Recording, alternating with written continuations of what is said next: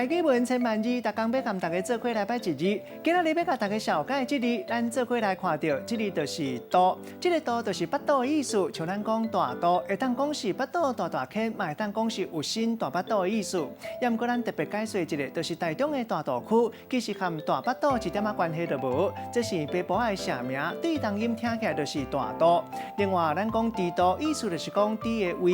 另外，这个“肚”嘛有心肝度量的意思，像咱讲乌落肚。唔是咧讲巴肚是乌的，意思是讲一个人心肝是乌的。另外，这个“肚”也有一个音读做“肚”，带大家做伙来小解两个词。头一个欠长内肚，代表讲少欠的，尽量减少生活开销。第二个词咱读做“直长直肚”，代表讲个性正直，有诶直接说。咱用一句话来举例，甲这两个词夹做伙。譬如讲，朋友招伊去聚会食饭，伊直长直肚，直接甲朋友讲伊欠长内肚，为了要买厝，袂当乌白开钱。我都做伙去食饭，今日小解这一字“肚”，另外一个音读做“肚”，提供予大家参考。